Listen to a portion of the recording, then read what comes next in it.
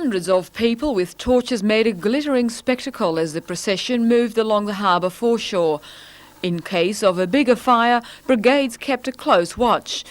At the end of their 2-kilometre walk, the crowd enjoyed a concert on Shortland Lawn. The Matara continued today also on a musical note. Organists from Youth Australia's Newcastle chapter performed in Civic Park. The festival will be officially opened tomorrow by the Lord Mayor.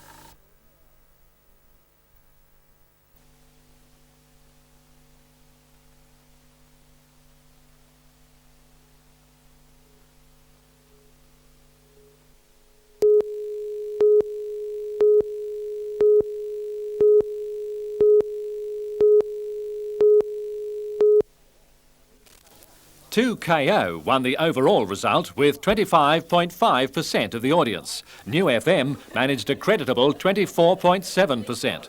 But the FM station came first by more than a point in the important 25 to 39 years age group, those listeners considered by advertisers to have the greatest spending power.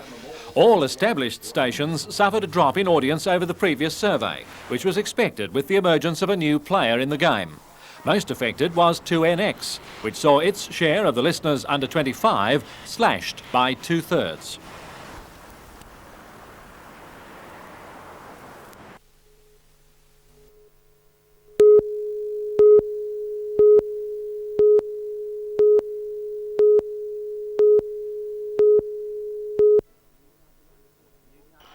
The Newcastle under-14 boys and girls teams were having their final hit-outs before setting off for the Australian Championships tomorrow. During the recently completed season, both teams competed with a great deal of success. The boys won the country championships, were crowned the Sydney Junior Conference champions and were runners-up to arch-rivals Illawarra in the state title. With that form, they will start as one of the favourites in the national titles at Albert Park. They've worked hard enough this year. They deserve to win if they can, and I suppose after Tuesday's game against Melbourne, we'll know how we're going to fare for the rest of the competition. The women's team was a semi-finalist at the New South Wales Country Championships and were runners-up in the Sydney Junior Conference and the State Championships. As with the boys, the main opposition will come from the traditional base of basketball, Victoria. Victoria is always the strength of basketball, so hopefully we'll be able to control them as we've controlled other teams during the course of the year.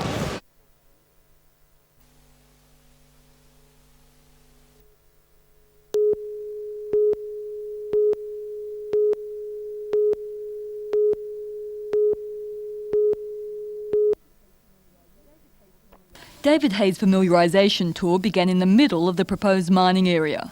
He was greeted by opposing factions, all eager to gain the minister's ear. From the start, discussion verged precariously on open conflict. Well, we're not here sort of to have a warfare. Both sides to independently put their views. And so Today's ministerial visit follows the Rix's Creek Commission of Inquiry recommendation that development approval be granted for open-cut mining, subject to certain modifications. Residents and council are united in their opposition, fearing noise, dust and visual pollution from the mine, which at one point will be 1.5 kilometres from Singleton Heights. They say they have little faith in the environmental impact statement commissioned by Bloomfield Collieries, which reports impact will be restricted to a buffer zone around the lease application area.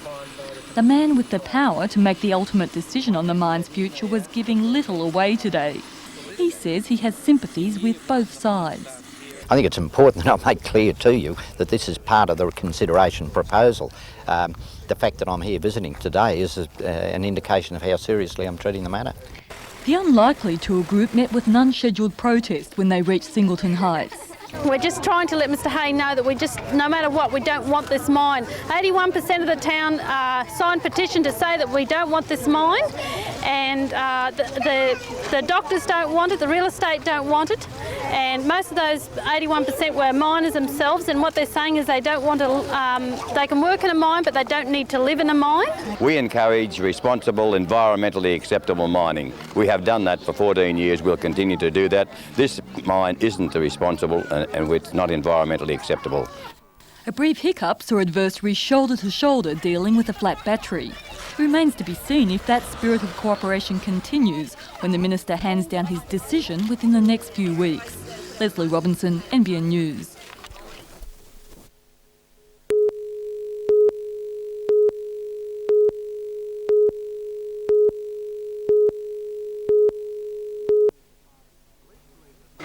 Police believe the fire began in a rear bedroom of the unit from a cigarette left on top of a wardrobe. When the male occupant returned, he found the wardrobe was well alight and attempts to extinguish the blaze resulted in minor burns to his hands.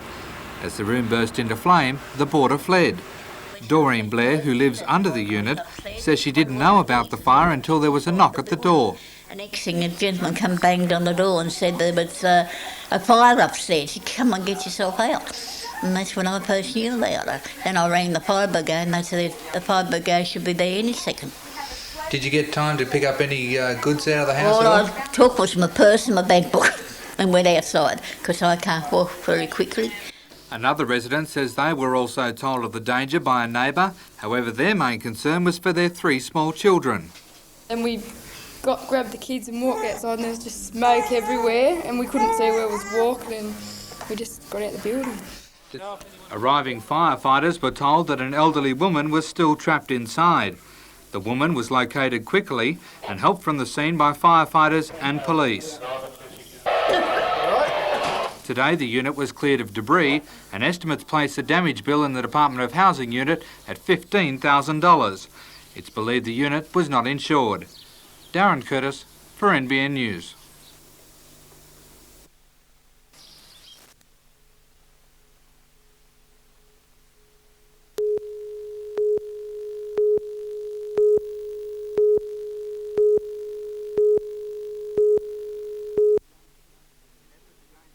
In an effort to gain the judge's attention, John Shorter from Nambucca Heads displayed some heady stunts in his warm-up.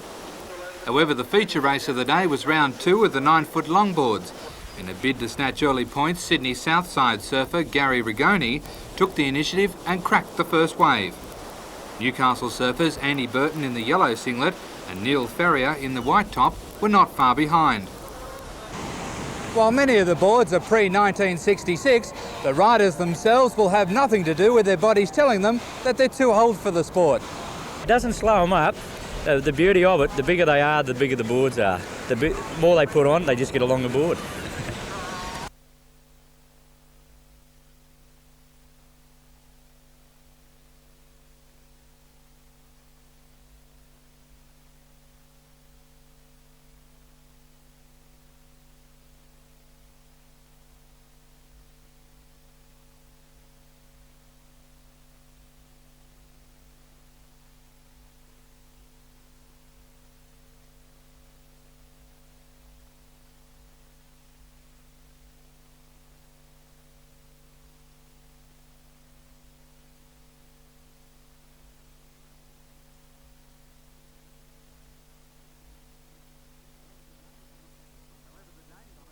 However, the day's honours went to Queensland surfer Peter Strickland, winning first place after a number of dynamic rides in the 1 metre swell, ahead of living Newcastle legend Craig Pike, who despite carrying a little extra weight showed you can't really beat local knowledge.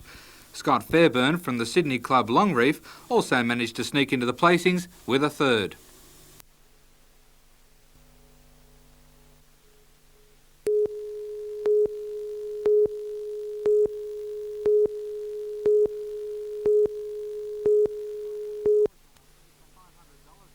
With $500 on offer, the competition was intense to take the title.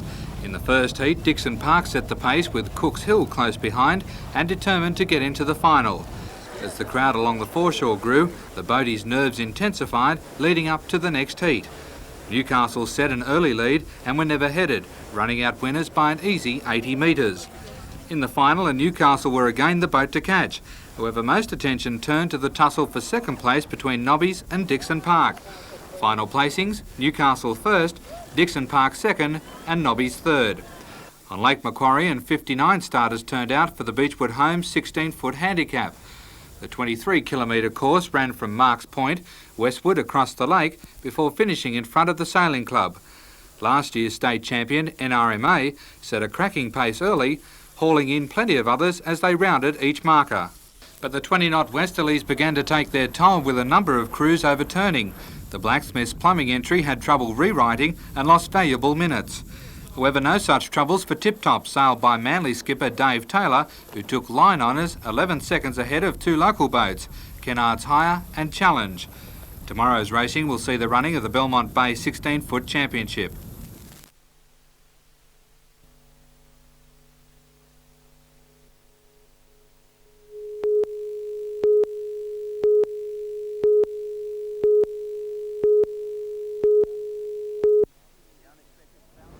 The unexpected fountain was clearly visible kilometres away, and although some of the local inhabitants were uninterested, the break proved to be a major headache for the water board.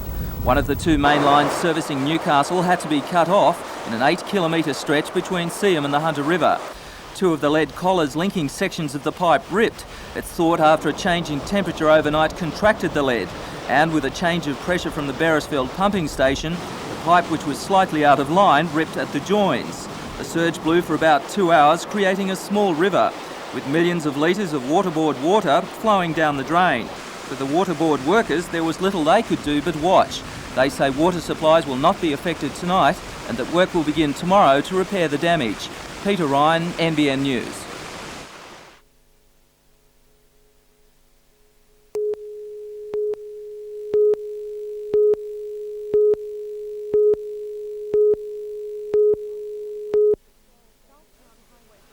Charlestown Highway Patrol say the volume of traffic in the Newcastle area this long weekend has been down on previous years, but that hasn't stopped an intensive police effort targeting driver fatigue, speeding and the wearing of seatbelts. Since Friday afternoon, 550 drivers have been breath tested. 2 have been charged for driving while over the legal limit. Radar traps like this one this morning at Raymond Terrace have seen 200 drivers charged with speeding. Police say Operation Go Slow has so far been successful, but the campaign will continue well into the night as holidaymakers head home.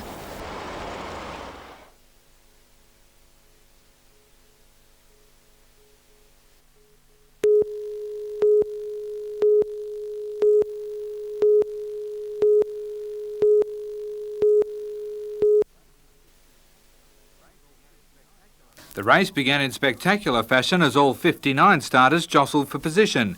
However, before the starter's gun could be fired, a number of boats broke, forcing a restart. As the skiffs lined up for the second attempt, pre-race favourites NRMA and Loctite were disqualified for both crossing the line. GIO, skippered by Manly's Stephen Norbus, set up a commanding kilometre lead before they encountered trouble with a spinnaker, allowing Otis to cruise past and into the lead. Jeff Moore managed to keep Otis on deck to take the title, 1 minute ahead of GIO and Belmont crew Castrain Holmes. While competition was intense among the leaders, other crews were keen to test out their rigs before the state championships later this month.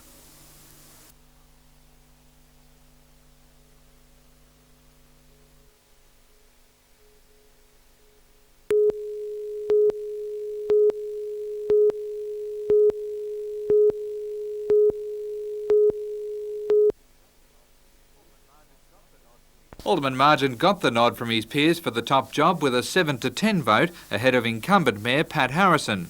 Alderman Harrison today officially handed over the reins to the new Mayor, wishing him the best and helping out with some last-minute paperwork.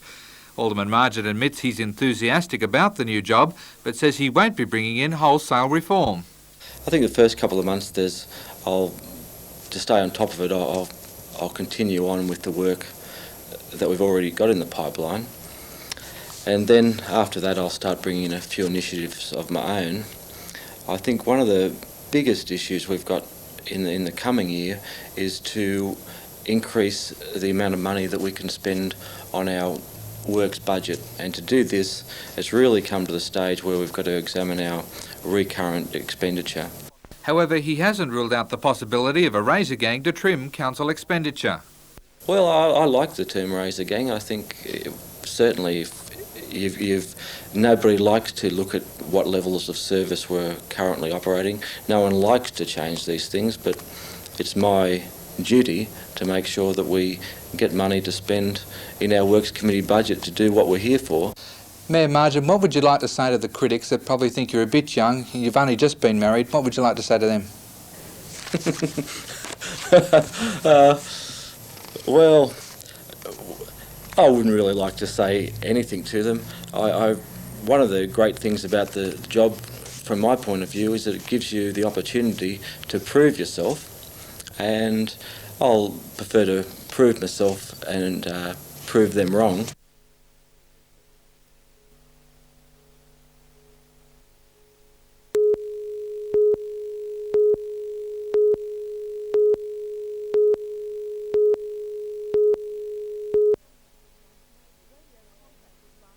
Radio contact was last made with the Stenella around midnight, on course for Nelson Bay, but as the boat was rounding South Head at about 4 o'clock this morning, it hit a bonbora, catapulting the 2 men on board into the water. Bruce Dorban and Graham Cummings drifted for 6 hours, unable to catch the attention of passing fishing boats. It wasn't until 10 o'clock this morning that help finally came, when Winder the Spirit, on her way out of the Heads, almost ran over Bruce. I had been listening to the radio this morning when someone was asking had anyone seen a boat, and so my mind immediately went into gear that this was one of the guys and probably the boat had gone down, and he was able to sort of reach out of the water and say, another one over there. Although Bruce was tired and suffering from hypothermia, he was obviously concerned about his older friend who was floating about 100 metres away. What were his first words to you when he saw you? My friend, he was very, very concerned about the other guy because the other man was much older than what he was, and so he realised that after 5 hours in the water he could stand up to it a little bit better. So was concerned about him, and so we had to grab him, and the difficult part, as I said, was trying to get a person up over the side of a boat. While the crew of Winder the Spirit pulled Bruce out of the water, another yacht, Mayuna 2, went to the assistance of Graham. When we brought him aboard, he said, "Thank God." It took us a long while to get him on board because he was very heavily clothed. He had about 3 sweaters on and a parka, and they were just full of water, of course, and it took 2 of my crew members to get him on board. The Coastal Patrol took a doctor out to the yachts and then escorted them into Nelson Bay. The 2 men were taken to the local polyclinic where they were wrapped in insulated blankets and treated for hypothermia. While both men were being cared for in hospital, the Coastal Patrol boat was out this afternoon searching the area around South Head for the missing Stenella. However, a thorough search of the area failed to find the wreckage of the Stenella. It's thought the 22-foot yacht may have sunk. Jodie McKay for NBN News.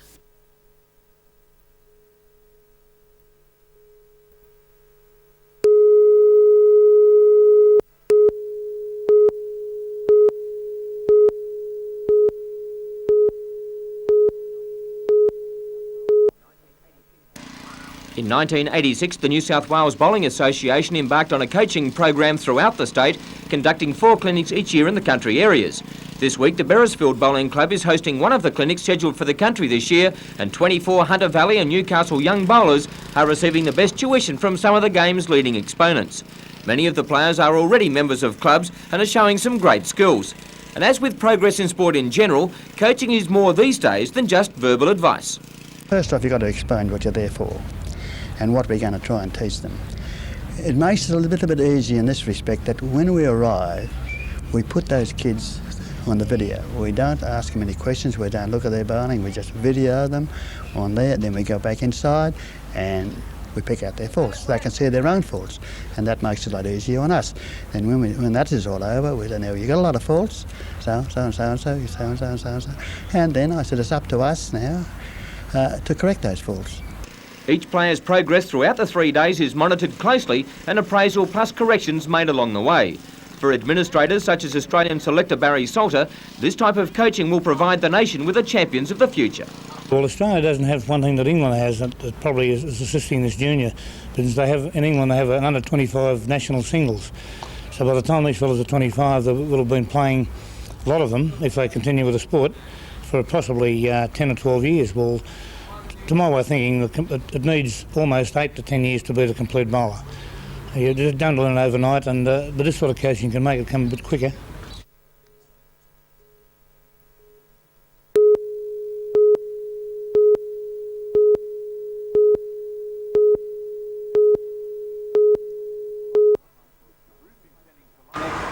The group intending to lodge the High Court challenge claims to have support from 60% of the state's pharmacies.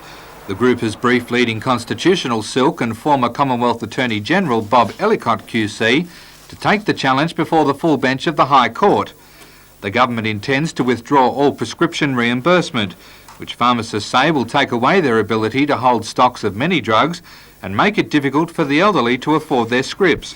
Facts that the group say will force 70% of the state's pharmacies to close permanently within 2 years. Pharmacy Group spokesman Steve Kennedy says the group is quite prepared to spend $500,000 to fight the changes, so the threat of court action is no bluff. We don't intend it to be a bluff by bluff, and I always seem to have to go back to saying we would like just somebody on the government side to simply see sense. All we want, the same as everybody else in Australia, is just a reasonable and fair deal. But unfortunately, if we can't get it by negotiation, we will have to resort to other means. It's the Australian public who will be the sufferer in the long run. What about strike action, like closing your doors up for a few hours each day? Strike action again is something that's very, very foreign and very, very last resort to pharmacists. We're not a confrontationist group of people, but yes, that's certainly another option that we'd have to look towards as well if we can't get a fair and reasonable negotiation. Pharmacy groups and the government are continuing negotiations over the issue. If a resolution is not found by November 1st, their Queen's Counsel will be told to proceed with the court action. Darren Curtis for NBN News.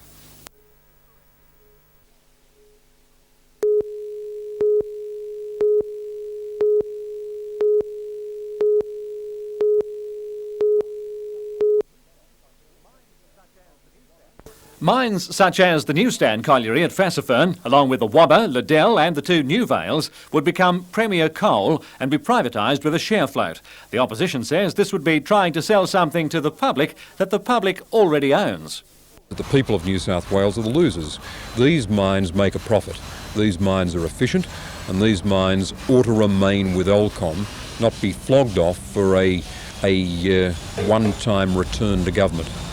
Mr Carr held talks this morning at Fassifern with delegates of the combined mining unions who are meeting over the next 2 days to discuss industry restructuring in general. The opposition leader admitted it is part of a process of rebuilding worker support here. We've committed ourselves to a statewide campaign to oppose the Greiner government. If we can oppose them on this in the Parliament, we will, if it comes to the Parliament. Otherwise, we'll go to the public with the backing of the unions, putting a case for these mines remaining in the public sector. Mining unions have already committed themselves to opposing the privatisation of the Commission's mines and are 100% behind the opposition's efforts. We have never been slow in the past in taking industrial action to protect what we believe to be very important institutions, but on this occasion we see that a very public campaign is warranted first and then consideration of any industrial action after that.